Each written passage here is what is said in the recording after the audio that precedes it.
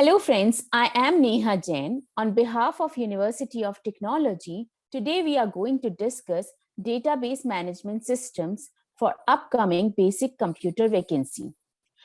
As you all are preparing for this exam, I'm not going to teach you the subject, I'm only giving you the directions for subject preparation. So let's start. Database management system.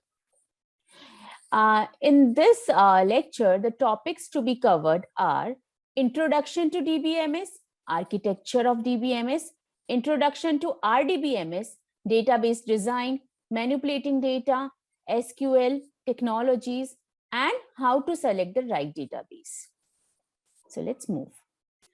So first of all, let's start with Introduction of DBMS. होता क्या है DBMS? What is Database Management System?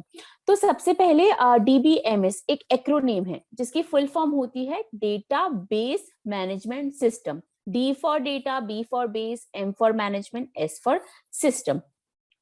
So database basically it's a collection of interrelated data. Database में जो आपस में किसी भी तरीके से रिलेटेड होता है डेटा वही हम स्टोर करते हैं ताकि हम उसको रिट्रीव करने के लिए, उसको इंसर्ट करने के लिए या डिलीट करने के लिए यूज कर सकें. तो कोई भी इंटर रिलेटेड डेटा जिसे भी हम स्टोर करना चाहते हैं हम उसके लिए डेटाबेस का यूज कर सकते हैं ताकि हम बहुत ही इफेक्टिव तरीके से उसमें डेटा को इनपुट करा सकें, डेटा को रिट्रीव करा सकें और डेटा में कोई भी मॉडिफिकेशन कर सकें. ये बहुत ही प्रॉपर वे में, एक ऑर्गेनाइज वे में in the form of tables, schema, views, reports database को ऑर्गेनाइज करने में हेल्प करता है. जैसे कि हम एक एग्जांपल लेते हैं कि जैसे कोई भी कॉलेज है या कोई भी कंपनी है, फर्म है, स्कूल है, वो सब अपने, जैसे आप एग्जांपल ले लीजिए कॉलेज का, आपके ही कॉलेज की बात कर लीजिए. आपके कॉलेज के पास आपका डेटा होगा, आपकी यूनिवर्सिटी के पास आपका डेटा होगा, तो आपको उसने एक यूनिक एनरोलमेंट नंबर दिया हुआ होगा और आपका डेटा हमेशा उनके पास सिक्योर रहता है. तो यूनिवर्सिटीज या कॉलेजेस या कोई भी बिग ऑर्गेनाइजेशन होती हैं वो अपना डेटा स्टोर करने के लिए डीबीएमएस मतलब डेटाबेस मैनेजमेंट सिस्टम का ही उपयोग करती है. तो अब फिर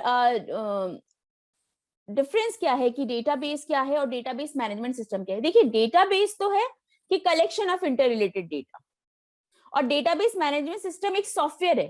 सो डेटाबेस है collection of inter related data जो कि हम बहुत ही डेटा उसमें एफिशिएंटली स्टोर कर सकते हैं, रिट्रीव कर सकते हैं, मॉडिफाई कर सकते हैं. लेकिन डेटाबेस मैनेजमेंट सिस्टम काम आता है ये सब करने के, क्योंकि डेटाबेस मैनेजमेंट सिस्टम जो है वो एक सॉफ्टवेयर है जो कि डेटाबेस को मैनेज करता है.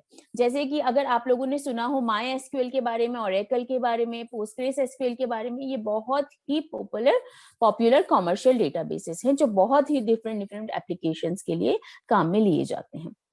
अब क्या होता है ना कि डीबीएमएस जो है एक इंटरफेस प्रोवाइड करता है ताकि डेटाबेस के ऊपर बहुत सारे ऑपरेशंस परफॉर्म किए जा सके.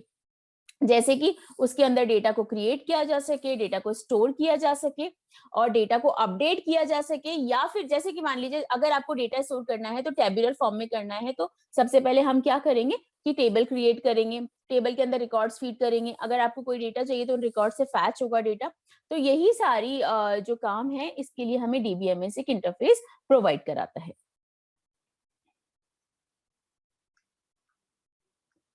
तो चलिए अब साथ ही साथ जैसे कि हमने बात की कि क्रिएट करने में हेल्प करता है, रिट्रीव करने में हेल्प करता है, स्टोर करने में हेल्प करता है, तो साथ ही साथ ये प्रोटेक्शन और सिक्योरिटी भी देता है. क्योंकि अगर मान लीजिए मल्टीपल यूजर एक डेटा को एक साथ यूज कर रहे हैं तो हमें डेटा की कंसिस्टेंसी मेंटेन करनी पड़ती है. अदरवाइज डेटा इनकंसिस्टेंट स्टेट में रह जाएगा तो वो रिलायबल नहीं होगा. अब क्या क्या डीबीएमएस कौन से कामों में हमारी मदद करता है, क्या क्या अलाउ करता है यूजर को उसके ऊपर वर्क करने के लिए. तो सबसे पहला है डेटा डेफिनेशन. जब भी आप डेटा बेस मैनेजमेंट सिस्टम के अंदर कोई भी डेटाबेस क्रिएट करेंगे तो क्रिएशन या उसमें किसी भी तरीके का बदलाव, चाहे वो अपडेशन हो चाहे वो रिमूवल हो, वो आता है डेटा डेफिनेशन के अंदर. फिर बात आती है डेटा अपडेशन की. अगर आप कोई रिकॉर्ड इंसर्ट कर रहे हैं या मॉडिफाई कर रहे हैं या डिलीट कर रहे हैं एक्चुअल डेटा को, जो डेटा ऑलरेडी एग्जिस्टिंग है डेटाबेस में, उसको बात करते हैं डेटा अपडेशन. ना अब बात करते हैं हम डेटा रिट्रीवल की। तो डेटा रिट्रीवल होता क्या है? डेटा रिट्रीवल का मतलब होता है डेटा को लेकर आना। जैसे कि मान लीजिए आप ये देखना चाहते हैं कि आज यूनिवर्सिटी का रिजल्ट डिक्लेयर हुआ है, तो आपके मार्क्स कितने आए हैं। तो आप जाएंगे अपना रोल नंबर, अगर वेबसाइट पे फैसिलिटी दी हुई है कि आप अपना रोल नंबर, अपना एनरोलमेंट नंबर यहाँ एंटर करके अपनी मार्कशीट फैच कर सकते हैं। तो क्या होगा ना, जब आप अपना एनरोलमेंट नंबर उस इंटरफेस पे एंटर करेंगे, वो जाके डेटाबेस से उसको क्वेरी करके लाएगा और डेटाबेस उसको रिजल्ट देगा, जिसको वो आपके सामने डिस्प्ले करेगा। इसको कहते हैं data retrieval, to fetch the data. अब बात करते हैं हम यूजर एडमिनिस्ट्रेशन की, कि यूजर एडमिनिस्ट्रेशन क्या होता है। तो यूजर एडमिनिस्ट्रेशन ये होता है कि उस डेटाबेस पे कौन कौन से यूजर काम कर रहे हैं, हर किसी यूजर का अपना एक राइट होता है, क्योंकि डेटाबेस के अंदर यूजर को राइट ग्रांट किए जाते हैं और उससे राइट छीन भी लिए जाते हैं, मतलब रिवोक भी कर लिए जाते हैं। तो ये रजिस्टर करने में और मॉनिटर करने में यूजर्स को, कि कौन कौन यूजर इस डेटाबेस पे काम कर रहा है, बहुत ही मदद करता है। अब आगे बढ़ते हैं हम कि भाई डीबीएमएस की जरूरत है क्या, why we use DBMS. So DBMS is used to develop software applications in less time, efficiently use the data. एक ही तरीके का डेटा रखे, यूनिफॉर्मिटी जो कोरिलेटेड है, जो एक दूसरे से रिलेटेड है, एक साथ बहुत सारे मल्टीपल यूजर डेटा को एक्सेस कर सके without leaving it in an inconsistent state. चलिए अब हम बात करते हैं कि डीबीएमएस के एडवांटेजेस क्या हैं। तो डेटा इंडिपेंडेंस जो है, इसका पहला एडवांटेजेस है, इसमें ये है कि जो भी एप्लीकेशन प्रोग्राम होते हैं जिनसे आप डेटाबेस को एक्सेस कर रहे होते हैं, वो data representation, physical storage of data से बिल्कुल अलग होते हैं, उनकी कोई डिपेंडेंसी नहीं होती, क्योंकि इसी तरीके से डीबीएमएस का जो स्ट्रक्चर है वो डिजाइन किया गया है, क्योंकि ये एब्स्ट्रैक्ट व्यू देता है। डीबीएमएस एब्स्ट्रैक्ट व्यू देता है कि ये यूजर है, यहाँ पे डेटा स्टोर है और बीच में वो एज ए इंटरफेस वर्क कर रहा है। तो यूजर को ये पता ही नहीं लगता कि कितनी कॉम्प्लेक्सिटी है डीबीएमएस में डेटा स्टोर करने में, बिकॉज यूजर को उससे कोई लेना देना नहीं है। यूजर को सिर्फ अपना क्वेरी करना है और उसको उससे रिजल्ट लेना है। तो डीबीएमएस ये यूजर के लिए बहुत ही सिंपल कर देता है। तो data is independent of the actual storage. तो एप्लीकेशन और डीबीएमएस टोटली डिफरेंट है, ये बिल्कुल भी डिपेंडेंट नहीं है एक दूसरे पे। अब हम बात करते हैं एफिशिएंट डेटा एक्सेस की। तो अब डीबीएमएस के अंदर क्या है, बहुत सारी सोफिस्टिकेशन सोफिस्टिकेटेड कॉन्सेप्ट्स हैं, बहुत सारी टेक्निक्स है कि कैसे डेटा स्टोर किया जाता है, कैसे डेटा को अपडेट किया जाता है, कैसे डेटा को फैच किया जाता है। तो ये कि बहुत ही इंपॉर्टेंट चीज बन चुकी है डेटा को एक्सटर्नल स्टोरेज डिवाइसेस पे स्टोर करने के लिए। अब बात आती है डेटा इंटीग्रिटी एंड सिक्योरिटी की। अगर आप डेटा को डीबीएमएस की मदद से ही एक्सेस कर रहे हैं, तो हम उस पे इंटीग्रिटी कंस्ट्रेंट्स लगा सकते हैं। कोई भी उसको रॉन्ग तरीके से डेटा को डिलीट, मॉडिफाई या कोई भी फालतू का डेटा इंसर्ट नहीं कर सकता, क्योंकि इसमें बहुत सारे कंस्ट्रेंट्स हम लगा सकते हैं। अब बात करते हैं डेटा एडमिनिस्ट्रेटर की। हमने पहली स्लाइड में भी ये बात की थी कि जब बहुत सारे लोग डेटा को शेयर करते हैं ना, तो इंटीग्रिटी पे बात आ जाती है कि क्या ये डेटा जो हम अब मिलेगा इतने सारे लोगों के एक्सेस करने के बाद, क्या वो सही होगा। जी बिल्कुल सही होगा, क्योंकि हम डेटाबेस मैनेजमेंट सिस्टम यूज कर रहे हैं। तो एक्सपीरियंस प्रोफेशनल जो होते हैं वो डेटा को मैनेज करने का काम करते हैं इसमें, जिनको हम डीबीए कहते हैं, डेटाबेस एडमिनिस्ट्रेटर्स। वही रिस्पॉन्सिबल होते हैं इस डेटा को ऑर्गेनाइज करने के लिए, अगर कोई भी रिडेंडेंसी है उसको रिड्यूस करने के लिए, ताकि आप जो एंड यूजर है उसको एफिशिएंटली डेटा रिट्रीव हो सके। चलिए आगे बढ़ते हैं। अब हम बात करेंगे डेटाबेस आर्किटेक्चर। सो डेटाबेस आर्किटेक्चर क्या होता है? डेटाबेस आर्किटेक्चर एक रिप्रेजेंटेशन होती है डीबीएमएस के डिजाइन की, जिससे कि हम डीबीएमएस को डिजाइन करते हैं, डेवलप करते हैं, इंप्लीमेंट करते हैं और मेंटेन करते हैं। अब डीबीएमएस आर्किटेक्चर को इंडिविजुअल कंपोनेंट्स में डिवाइड किया गया है। ये हमारी मदद करता है डेटाबेस के कंपोनेंट्स को समझने में। तो आगे बढ़ते हैं आर्किटेक्चर ऑफ डीबीएमएस की तरह। डीबीएमएस के 3 आर्किटेक्चर हैं: 1 tier architecture, 2 tier architecture, 3 tier architecture. सबसे पहले हम बात करेंगे 1 टियर या फिर कह लीजिए सिंगल टियर आर्किटेक्चर की। अब 1 टियर आर्किटेक्चर होता क्या है? इस आर्किटेक्चर के अंदर यूजर जहां जिस लोकल मशीन पे काम कर रहा है, जिस कंप्यूटर पे काम कर रहा है, डेटाबेस भी उसी कंप्यूटर पे रहता है। तो यूजर बस वहीं पे डेटाबेस पे, मतलब उसी कंप्यूटर पे बैठ के डेटाबेस को वहीं से एक्सेस कर सकता है। उसको कहीं पे भी ओवर द नेटवर्क रिक्वेस्ट नहीं भेजनी पड़ती, रिस्पॉन्स का वेट नहीं करना पड़ता ओवर द नेटवर्क। कोई भी चेंजेस डेटाबेस में अगर सिंगल टीयर वाले में होंगे तो वो डेटाबेस में खुद में ही हो जाएंगे, कोई हैंडी टूल नहीं होगा एंड यूजर के लिए, क्योंकि एंड यूजर भी उधर ही बैठा है उस लोकल मशीन पर ही, और डेटाबेस भी लोकल मशीन पे ही है। तो अगर आपको लोकल एप्लीकेशंस बनानी है तब जाके हम वन टीयर आर्किटेक्चर का यूज करते हैं, ताकि जो प्रोग्रामर्स है वो डायरेक्टली डेटाबेस से कम्युनिकेट कर सकें, और रिस्पॉन्स भी बहुत क्विक होता है, क्योंकि नेटवर्क तो एलिमिनेट ही हो जाता है ना टोटली। अब फॉर एग्जाम्पल जैसा कि स्लाइड में एग्जाम्पल दिया हुआ है कि you want to fetch the records of employee from the database, और डेटाबेस आप ही के सिस्टम पे अवेलेबल है। तो जो आपको फैच एम्प्लॉयज की डिटेल फैच करने की जो रिक्वेस्ट होगी वो जो आप करेंगे वो आपका कंप्यूटर ही आपकी मदद करेगा, क्योंकि आपका जो डेटाबेस है आप ही के कंप्यूटर पे जहां से आप रिक्वेस्ट जनरेट कर रहे हैं वही है।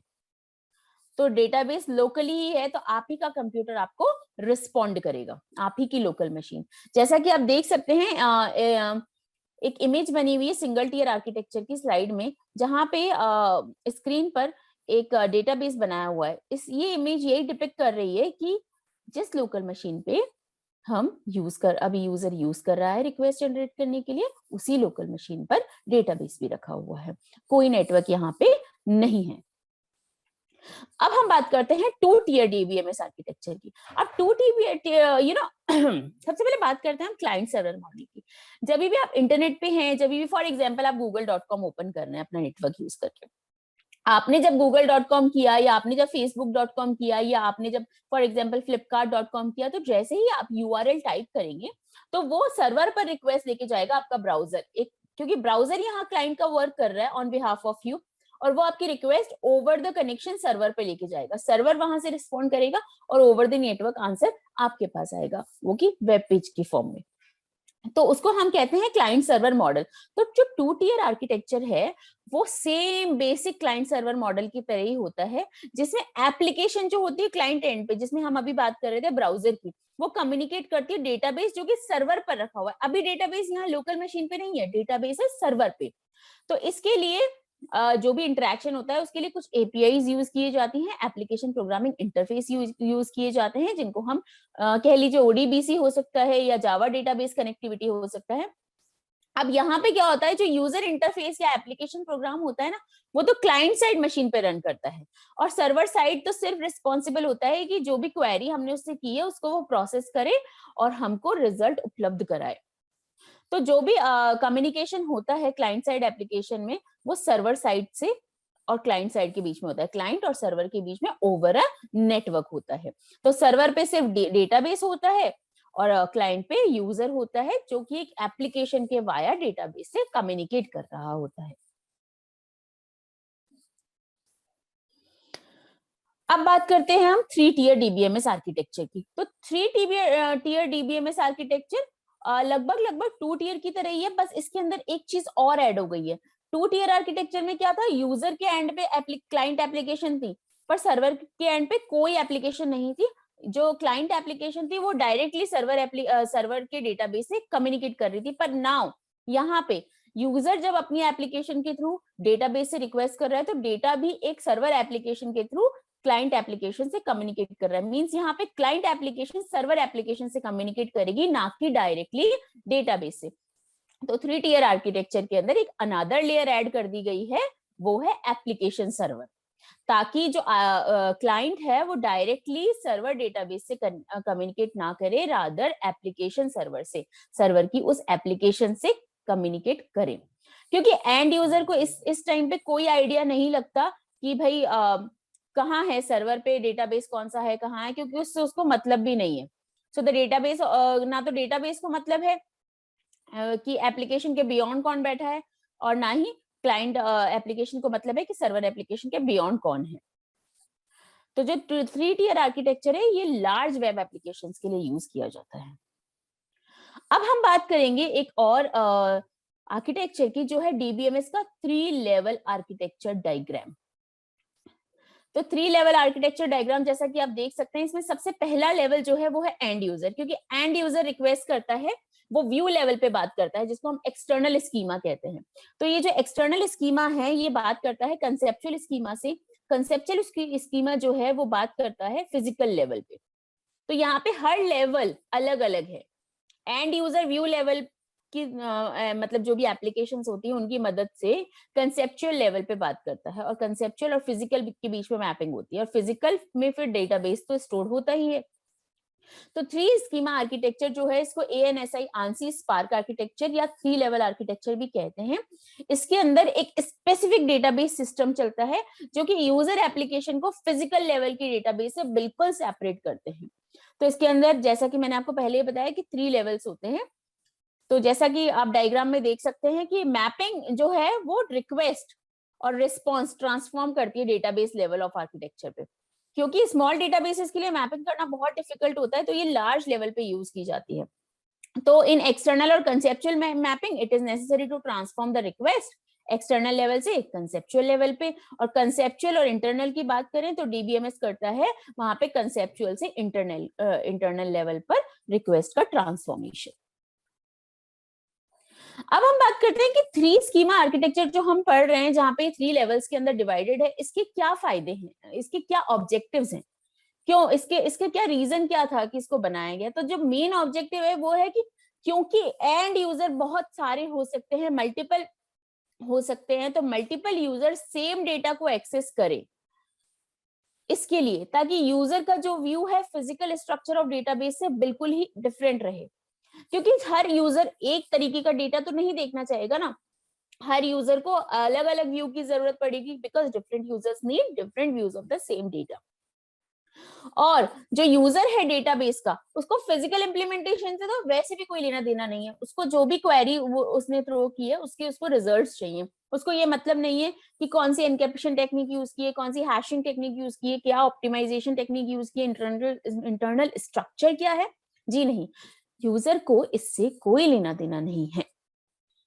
तो ऑल यूजर एक तो simultaneously they should be able to access the same data उनकी अपनी रिक्वायरमेंट्स के हिसाब से। सो ये सारा काम कौन मैनेज करता है, database administrator. DBA should be able to change the conceptual structure of the database without affecting the user. चलिए अब हम बात करते हैं RDBMS की। तो RDBMS क्या है, अभी तक हम बात कर रहे थे DBMS की, उसके आर्किटेक्चर की, उसके स्कीमास की। अब हम बात करते हैं RDBMS की। जैसे DBMS की फुल फॉर्म है डेटाबेस मैनेजमेंट सिस्टम, तो RDBMS की फुल फॉर्म है रिलेशनल डेटाबेस मैनेजमेंट सिस्टम। तो बेसिकली ये एक प्रोग्राम है जो यूजर को अलाउ करता है कि वो क्रिएट कर सके, डिलीट कर सके और अपडेट कर सके एक डेटाबेस को। क्योंकि ये जो रिलेशनल डेटाबेस है ना, ये एक सबसेट ही है डीबीएमएस का, जिसको कि E.F. कॉर्ड ने बनाया था। E.F. कॉर्ड ने इसको 1970s के अराउंड बनाया था। बेसिकली ये क्या करता है, टेबुलर फॉर्म में डेटा को ऑर्गेनाइज करता है। टेबुलर फॉर्म होती है रोज और कॉलम्स का समूह। टेबल तो देखी होगी ना आपने, टेबल कैसी होती है, रोज और कॉलम्स होती है, काइंड ऑफ अ मैट्रिक्स होती है। जो भी मेजर डेटाबेसेस हैं, एसक्यूएल, ओरेकल, ये सब, माई एसक्यूएल, ये सब RDBMS के प्रिंसिपल पे ही बेस्ड है। तो अब बात करते हैं कि टेबल क्या होती है RDBMS में। जो टेबल होती है, the RDBMS database uses table to store data. ये तो मैं आपको पहले ही बता चुकी हूँ कि डेटाबेस RDBMS टेबल्स के अंदर डेटा स्टोर करता है। जैसा कि आप डायग्राम में देख रहे होंगे कि यहाँ पे रोल नंबर, नेम, एज और GPA, ये 4 कॉलम लिए हुए हैं और 4 ही रिकॉर्ड है। जो रोल नंबर, नेम, एज और GPA हैं, इन्हें हम बोलते हैं फील्ड्स, या आप कह लीजिए एट्रीब्यूट। और ये कॉलम्स में डिवाइडेड होते हैं। तो जो कॉलम होता है वो तो वर्टिकल चीज होती है जो एक पर्टिकुलर वैल्यू को स्टोर करता है। TUPLE, टपल जो आप देख रहे हैं, ये होता है रो, रो कह लीजिए, रिकॉर्ड कह लीजिए। तो ये होती है टपल, रो या रिकॉर्ड, जिसके अंदर एक पर्टिकुलर रिकॉर्ड की पूरी वैल्यूज स्टोर रहती है।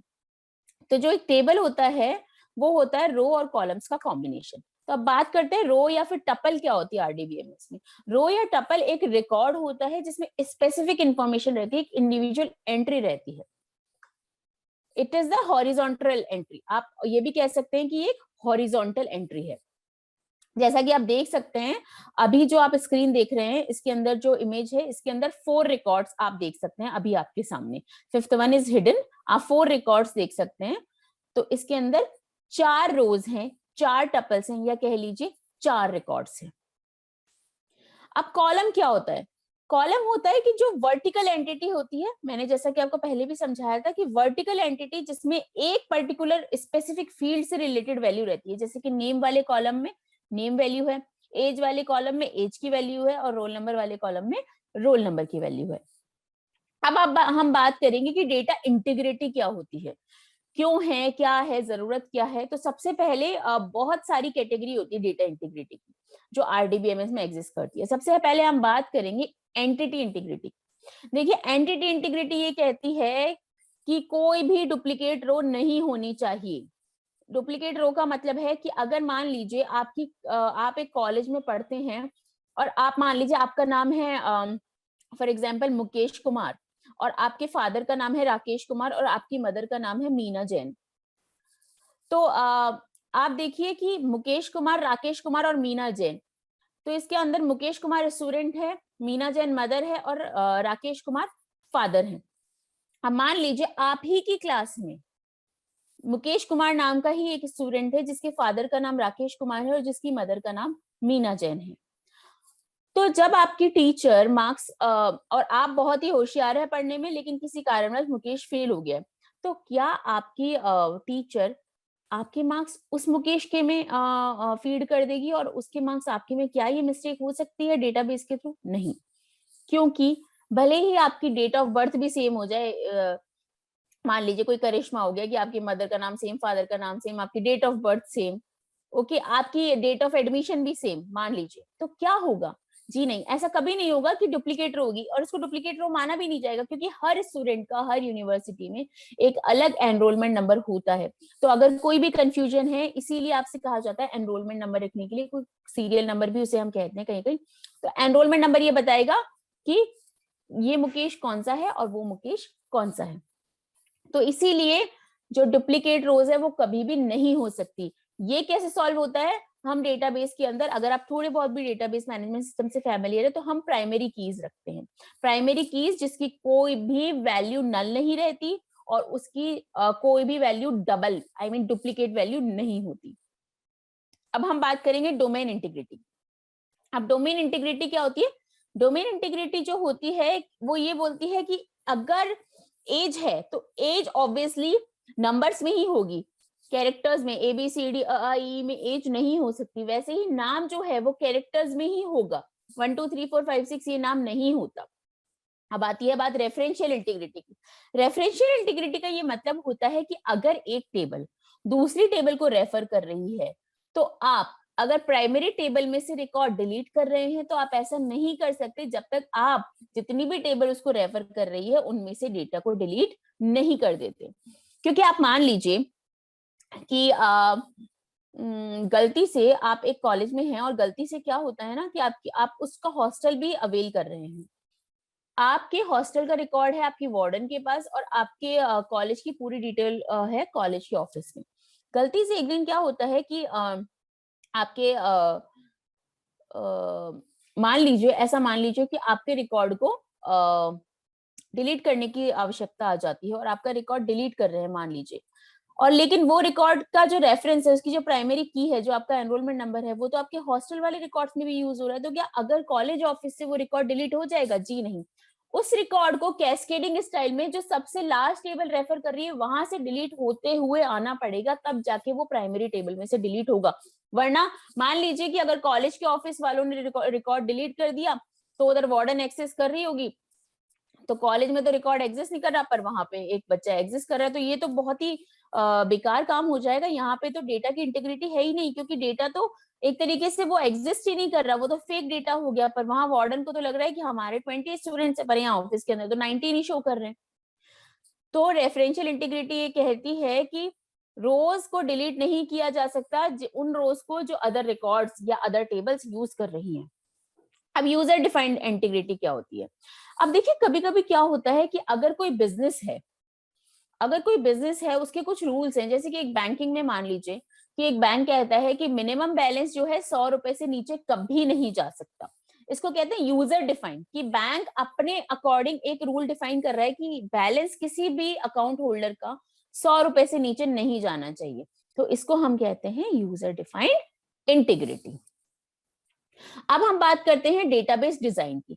तो डेटाबेस डिजाइन क्या होता है, क्यों जरूरी होता है? क्योंकि एक जो प्रॉपर तरीके से डिजाइन डेटाबेस होता है ना, वो हमें अप टू डेट और एक्यूरेट इंफॉर्मेशन देता है। क्योंकि जो एक करेक्ट डिजाइन होती है वो डेटाबेस की जो वर्किंग का तरीका होता है, एक जो भी डेटाबेस का गोल है उस डेटाबेस का, वो अचीव करने में हमारी बहुत मदद करता है। तो कोई भी प्रोग्रामर है, कोई भी डेवलपर है, कोई भी डेटाबेस डिजाइनर है, उसको principles of good design learn करने में अपना टाइम इन्वेस्ट करना चाहिए, ताकि जो भी यूजर की नीड है, जो भी एप्लीकेशन की नीड है, उसके अकॉर्डिंग डेटाबेस को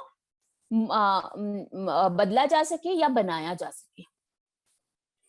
अब क्यों डेटाबेस डिजाइन इंपॉर्टेंट है, क्या जरूरत क्या है डेटाबेस डिजाइन की? क्योंकि डेटाबेस डिजाइन हमें क्या देता है, एक ब्लूप्रिंट देता है कि डेटा इस तरीके से स्टोर होगा, ये डेटाबेस का डिजाइन होगा, इस तरीके से उसकी परफॉर्मेंस पे अफेक्ट आएगा अगर बहुत सारा ट्रैफिक आ जाता है तो एक बार में। तो डेटाबेस डिजाइन जो है ये हमें एक ब्रीफ आइडिया देता है कि एप्लीकेशन का बिहेवियर क्या होगा और कैसे रिक्वेस्ट प्रोसेस की जाएंगी डेटाबेस की तरफ से। और एक जो अगर अच्छा डेटाबेस होगा ना, वो यूजर की सारी डिमांड्स को सेटिस्फाई करेगा, जो भी उससे क्वेरी करेगा यूजर, वो उसको प्रॉपर रिजल्ट्स फैच करके देगा। और एक अच्छा डेटाबेस एक एप्लीकेशन का प्रोसेसिंग टाइम ग्रेटली रिड्यूस करता है। मान लीजिए आप किसी शॉपिंग वेबसाइट पे हैं और आपने उसमें क्वेरी डाली कि आपको फिल्टर डाला कि आपको जो भी फॉर एग्जांपल आपको रेड कलर का ब्लेजर चाहिए, तो आपने रेड डाला, फिल्टर लगाया। ये फिल्टर्स जो होते हैं ये क्या करते हैं, ये डेटाबेस से ही तो जाके क्वेरी करते हैं। तो डेटाबेस अगर टाइम लगाएगा तो आप क्या बोलेंगे, बहुत ही स्लो है वेबसाइट, क्योंकि एप्लीकेशन जो है वो बहुत टाइम ले रही है प्रोसेस करने में। और एप्लीकेशन ने तो जाके रिक्वेस्ट कर दी डेटाबेस से, पर मान लीजिए डेटाबेस इतना स्लो है कि वो फैच करने में ही बहुत टाइम लगा रहा है। तो इस तरीके से अगर एक डेटाबेस एफिशिएंट है तो वो एप्लीकेशन का प्रोसेसिंग टाइम भी कम कर देता है। अब हम बात करते हैं डिजाइन प्रोसेस कहाँ से शुरू होता है, क्या करना होता है, कैसे डिजाइन करते हैं। देखिए, जब भी कोई सॉफ्टवेयर प्रोडक्ट बनता है या कोई भी वेब एप्लीकेशन कुछ भी बन रही है, तो सबसे पहले बात करते हैं हम रिक्वायरमेंट एनालिसिस की। रिक्वायरमेंट एनालिसिस के फेजेस होते हैं प्लानिंग फेज और सिस्टम डेफिनेशन। रिक्वायरमेंट एनालिसिस में क्या होता है कि हम जितनी भी चीजें प्लानिंग से रिलेटेड है कि क्या होगा डेटाबेस का पूरा लाइफ साइकिल, वो डिसाइड करते हैं। कैसे बनाएंगे, कौन सा डेटाबेस यूज करेंगे, हमारी एप्लीकेशन की क्या क्या रिक्वायरमेंट्स है, हमारे यूजर की क्या रिक्वायरमेंट्स है, और फिर जाके हम एक प्रपोज करते हैं सिस्टम की, ठीक है ये प्रोटोटाइप है हमारे सिस्टम का, इस तरीके का डेटाबेस बनेगा। फिर बात करते हैं हम डेटाबेस डिजाइनिंग की। तो इसके भी दो पार्ट है, लॉजिकल मॉडल और फिजिकल मॉडल। लॉजिकल मॉडल में सारा कुछ पेपर पे बनाते हैं कि ये पेपर पे हमने डिजाइन कर लिया कि भाई इतने रिकॉर्ड्स आएंगे तो इतनी रोज होंगी, इतने कॉलम, सॉरी इतने टेबल्स होंगे, इन टेबल का ये नाम होगा, ये टेबल पे ये वाला कंस्ट्रेंट लगेगा, क्योंकि जैसे कि हमने बात की थी रेफरेंशियल इंटीग्रिटी की, एंटिटी इंटीग्रिटी की, ये प्राइमरी कीज होंगी, ये कैंडिडेट कीज होंगी, ये फॉरेन कीज होंगी। तो ये सारा लॉजिकल मॉडल है, ये सारा का सारा पेपर पे डिजाइन कर लिया जाता है। और तब बात आती है फिजिकल मॉडल की। तो जो भी लॉजिकल मॉडल में डिजाइन किया होता है उसको फिजिकल इंप्लीमेंटेशन किया जाता है फिजिकल मॉडल के अंदर। अब जो लास्ट बात है वो है इम्प्लीमेंटेशन की। तो जो सबसे पहले, ऐसा तो नहीं है कि हमेशा हम जो है ना न्यू एप्लीकेशन ही बना रहे हैं। कभी कभी ये भी होता है कि न्यू एप्लीकेशन बना रहे हैं पर कहीं से एग्जिस्टिंग डेटाबेस लाना पड़ता है। और कभी कभी ये होता है कि न्यू एप्लीकेशन बना रहे हैं लेकिन ऑलरेडी एक पुरानी एप्लीकेशन चल रही थी, उसकी जगह हम न्यू एप्लीकेशन बना रहे हैं। तो हमें क्या करना पड़ता है, हमें ये करना पड़ता है कि वहां से डेटा को इंपोर्ट करना पड़ता है और कंपैटिबल फॉर्मेट में कन्वर्ट भी करना पड़ता है। फिर उसको टेस्ट भी करना पड़ता है। फिर आती है टेस्टिंग स्टेज की, भाई कोई बग्स रह गई हैं, कोई एरर्स रह गई हैं न्यूली इंप्लीमेंटेड सिस्टम में। तो ये जो फेजेस होते हैं पूरा डिजाइन प्रोसेस का पार्ट है, रिक्वायरमेंट एनालिसिस, डेटाबेस डिजाइन और इम्प्लीमेंटेशन। इसके अंदर जितनी भी चीजें होती हैं, प्लानिंग है, सिस्टम डेफिनेशन है, लॉजिकल मॉडल है, फिजिकल मॉडल है, डेटा कन्वर्जन है और टेस्टिंग है, ये सब इसके अंतर्गत आते हैं। अब बात करते हैं हम मैनिपुलेशन ऑफ डेटा की। देखिए, मैं बात कर रही हूँ डेटा मैनिपुलेशन की। तो डेटा मैनिपुलेशन होता क्या है कि अगर इंफॉर्मेशन को बहुत ही प्रॉपर तरीके से ऑर्गेनाइज किया जाए या उसको रीडेबल बनाया जाए तो हम डेटा मैनिपुलेशन लैंग्वेज यूज करते हैं। मैनिपुलेटिंग डेटा कह लीजिए या डीएमएल कह लीजिए।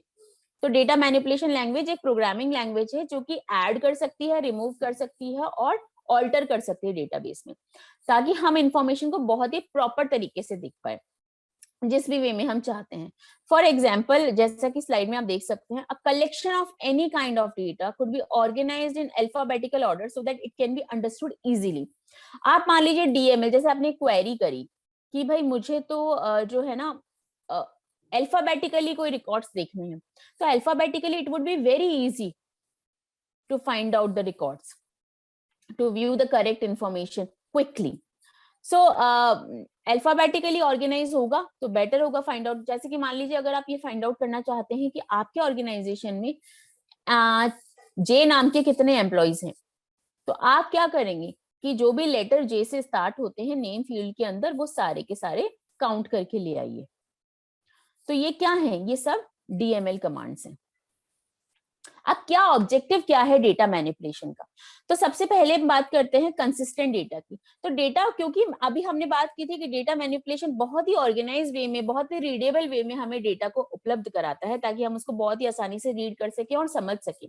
तो जब हम बहुत अलग अलग सोर्सेज से डेटा कलेक्ट करते हैं तो एक यूनिफाइड व्यू नहीं आता, तो वही यूनिफाइड व्यू लेने के लिए हम डीएमएल की कमांड्स यूज करते हैं। सेकेंडली हम बात करते हैं प्रोजेक्ट डेटा। जब फाइनेंसेस की बात आती है तो डेटा मैनिपुलेशन इतना क्योंकि वो हिस्टोरिकल डेटा आज के डेटा में कंपेयर कर सकता है, हिस्टोरिकल डेटा हमें बता सकता है, आज का डेटा हमें बता सकता है। तो डेटा को कैसे प्रोजेक्ट करना है फाइनेंसेस के अंदर, उसमें ये बहुत ही मददगार साबित होता है। अब हम बात करते हैं डिलीट और नेग्लेक्ट रिडंडेंट डेटा। अगर मान लीजिए डेटाबेस के अंदर जितनी रिडंडेंसी कम होगी वो उतना ही एफिशिएंट होगा। तो अगर डेटा की रिडंडेंसी मतलब रेपिटेशन बहुत ज्यादा है तो उसको ये डिलीट करने में या नेग्लेक्ट करने में बहुत ही मददगार होता है, ताकि अनयूजेबल डेटा आपको ना दिखाई दे, because the aim is to have a good organised data, a readable data. So overall with the data आप बहुत सारे ऑपरेशंस कर सकते हैं, डिलीट, अपडेट, इनकॉर्पोरेट कर सकते हैं न्यू डेटा और कन्वर्ट कर सकते हैं। तो ये आपको आपके डेटा को मोर वॉल्यूम देता है, क्योंकि अगर आपको ये नहीं पता कि डेटा को इफेक्टिव वे में कैसे यूज करना है तो फिर एवरीथिंग इज पॉइंटलेस, क्योंकि आपका बिजनेस फिर बेटर नहीं हो सकता। अगर आपके पास डेटा तो बहुत है लेकिन आप उसको अगर उपयोग में नहीं ले सकते तो इट्स आज के जमाने में तो डेटा सब कुछ है एक बिजनेस के लिए। और ये आप भी अग्री करेंगे कि मार्केटिंग के लिए हो, आजकल एडमिशंस के लिए जाना होता है, लोग स्कूलों का डेटा ले लेते हैं कि 12th क्लास से कौन पास हो रहे हैं, क्या उनके इंटरेस्ट है, उनको बुलाते हैं, वेबिनार्स करते हैं, सेमिनार्स करते हैं। तो डेटा तो किंग है आज के जमाने में। अब हम बात करते हैं कि क्या क्या स्टेप्स इन्वॉल्व होते हैं डेटा मैनिपुलेशन के अंदर। जो भी थोड़े बहुत स्टेप्स है वो मैं आपको बता देती हूँ। First of all, data manipulation के लिए क्या होना जरूरी है, डेटा होना जरूरी है। तो आपको सबसे पहले एक डेटाबेस का बनाना जरूरी है। You have to create a database first of all. तो इसी नॉलेज के साथ आपको रीस्ट्रक्चरिंग और रीऑर्गेनाइजेशन करना पड़ेगा, जिसके लिए आपको डीएमएल की मदद लेनी पड़ेगी। फिर आप क्या कर सकते हैं, इंपोर्ट भी कर सकते हैं डेटाबेस, तो ताकि आप अपने डेटा के ऊपर काम करना शुरू करें। तो जैसा कि हम ऑलरेडी बात कर चुके हैं कि एडिशन हो, डिलीशन हो, मर्जिंग हो, ये सारी ही इंफॉर्मेशन को कंबाइन करता है डेटा मैनिपुलेशन। और डेटा एनालिसिस, डेटा को एनालाइज करना, अभी हमने बात करी थी ना फाइनेंसेस के लिए कि डेटा ही किंग है, एवरीथिंग, ये बहुत इजी हो जाता है डीएमएल की मदद से। अब देखिए, मैंने बोला है डीएमएल मतलब डेटा बहुत ही रीडेबल हो जाता है, स्ट्रक्चर्ड हो जाता है। मैं ये नहीं कह रही हूँ कि डेटा में आप बदलाव कर देंगे, no no no no, you can't change the data. Data change is data modification. So both terms, data manipulation and data modification, sound similar. However, they are not similar. They are not interchangeable, because data manipulation is it makes data readable, properly refined, organized for analysis purpose. On the other hand, data modification होता है कि जो existing data है, जो existing database के अंदर data values हैं, उनमें बदलाव। और जो बदलाव होता है फिर वो तो जब तक आप उसको नहीं रिवर्ट करते वो परमानेंट ही होता है, या आप कोई और बदलाव नहीं करते। तो डेटा मैनिपुलेशन बदलाव नहीं है, डेटा मॉडिफिकेशन बदलाव है। अब हम बात करेंगे कि एसक्यूएल और डेटाबेस टेक्नोलॉजीज की। क्या है एसक्यूएल और डेटाबेस टेक्नोलॉजीज? तो देखिए, जो टेक्नोलॉजी होती है ना, वो हर शेप, साइजेस और कॉम्प्लेक्स भी होती है, सिंपल भी होती है, छोटी भी होती है, बड़ी भी होती है। जो मोस्ट कॉमन है वो तो हमने बात की ही थी आरडीबीएमएस की, रिलेशनल डेटाबेस मैनेजमेंट सिस्टम की, जिसके अंदर हम रोज और कॉलम्स की सहायता से, मतलब टेबल्स की सहायता से डेटा को ऑर्गेनाइज करते हैं। तो डेटाबेस टेक्नोलॉजीज क्या करती हैं, ये इंफॉर्मेशन को स्टोर करती हैं और ऑर्गेनाइज करती हैं इतने अच्छे तरीके में ताकि यूजर को आसानी से अपना रिस्पॉन्स मिले जो भी वो डेटाबेस से क्वेरी करना चाहते हैं। अब रिलेशनल डेटाबेस में तो आपको पता ही है कि नॉर्मलाइज वे में डेटा को स्टोर करते हैं, कि डेटा को डिफरेंट डिफरेंट टेबल्स में स्प्लिट कर दिया जाता है ताकि रिडंडेंसी ना हो, उस पर काफी कंस्ट्रेंट लगा दी जाती है, एंटिटी इंटीग्रिटी, रेफरेंशियल इंटीग्रिटी, और काफी वर्सेटाइल वे में डेटा को स्टोर किया जाता है, बहुत ही प्रॉपर मैनेज तरीके से। लेकिन यूजर फेसिंग एप्लीकेशन, मतलब आप मान लीजिए ऐसी हाई डिमांड है कि डेटा के ऊपर बहुत लोड आ रहा है डेटाबेस के ऊपर, तो उस वे में क्या करेंगे? तो उस वे में तभी हमें ये डेटाबेस टेक्नोलॉजी हेल्प करती है कि कौन सी डेटाबेस टेक्नोलॉजी हमें यूज करनी है जो कि हाई डिमांड में, हाई ट्रैफिक पे, पीक टाइम पे भी हमें सपोर्ट करेगी। तो ऐसे भी कोई चॉइसेस होती है कि नहीं नहीं, मैं जो अभी एप्लीकेशन बना रहा हूँ उसके लिए तो आरडीबीएमएस टेबल और रोज कुछ मेरे काम नहीं आएंगी। तो जैसे कि एक केस की बात करते हैं इसमें, कि for example you might want to store a JSON document. अगर आपको जेसन डॉक्यूमेंट स्टोर करना है कोई स्कीमा बनाए बिना, तो आप उसको आरडीबीएमएस में तो डेफिनेटली नहीं कर पाएंगे। तो यहाँ पे आपको नो एसक्यूएल डेटाबेस यूज करना पड़ेगा। नो एसक्यूएल का मतलब होता है इसमें एपीआई या एसडीके के थ्रू क्वेरी करते हैं, एसक्यूएल नहीं होती, इसीलिए इसका नाम क्या है, नो एसक्यूएल। पर हाँ, ये बहुत ही फास्ट एक्सेस देते हैं जो भी स्टोर डेटा होता है, क्योंकि इसमें एसक्यूएल तो होता नहीं है, तो एसक्यूएल को पार्स करने की तो जरूरत होती ही नहीं है। अब जो मोस्ट कॉमन डेटाबेस टेक्नोलॉजी है वो तो है आरडीबीएमएस। ठीक है, ये हम पढ़ ही चुके हैं। तो आगे हम बात करते हैं कि भाई फिर राइट डेटाबेस कैसे सेलेक्ट करें, किस तरीके से हम एक प्रॉपर डेटाबेस सेलेक्ट कर सकते हैं। तो देखिए, कुछ प्रोग्रामर्स या डेटाबेस डिजाइनर्स, ये जो भी कोई एप्लीकेशन बनाएगा वो ये बोलेगा कि भाई मेरे को तो ये डेटाबेस बहुत अच्छी तरीके से आता है, तो और मैंने काम भी किया हुआ है, तो मैं तो यही यूज करूंगा और मैं इसके साथ बहुत कंफर्टेबल। बहुत अच्छी बात है कि जब आप डेटाबेस चूज कर रहे हैं तो बिल्कुल साफ सी बात है कि आपके दिमाग में एक क्वेश्चन आएगा कि मैं इस टेक्नोलॉजी के साथ बहुत कंफर्टेबल हूँ और मैं इस डेटाबेस पे, फॉर एग्जांपल मैं पोस्टग्रेस पे बहुत काम कर चुका हूँ, मैं तो यही डेटाबेस यूज करने वाला हूँ। लेकिन ये बहुत ही अच्छी बात है कि आप उस डेटाबेस के साथ काम करना चाहते हैं जो आप जिससे फेमिलियर हैं, आप जिसके साथ कंफर्टेबल है।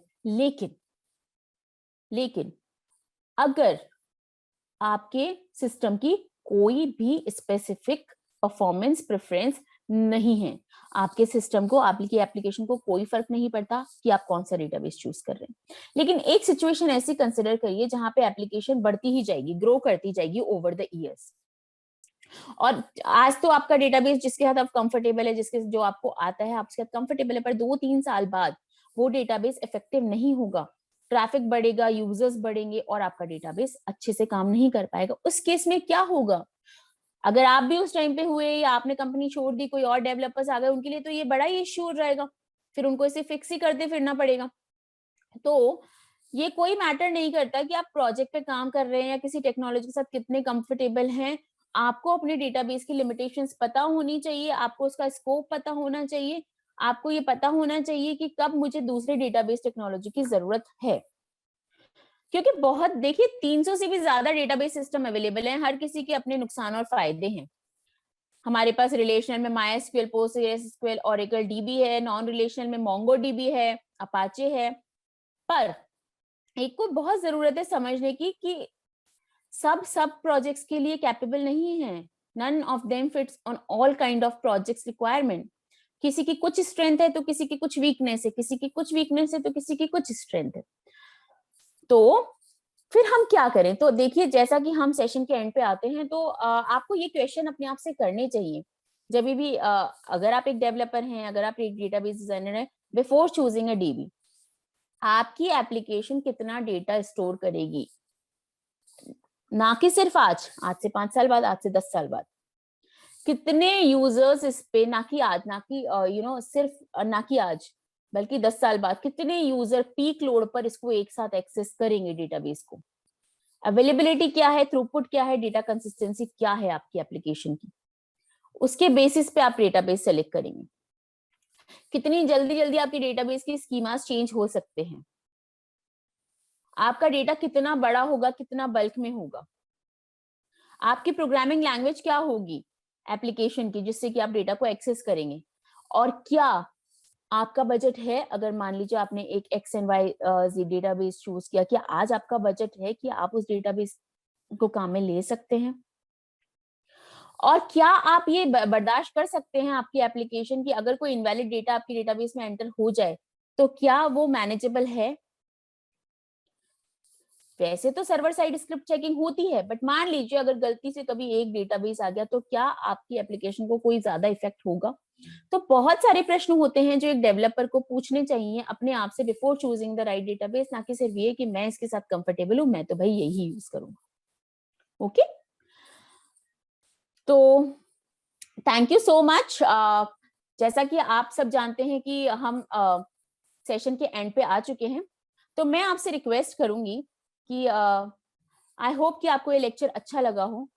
तो मैं आपको विश करती हूँ, I wish for sure success in this exam, so please follow this online test series link. Thank you.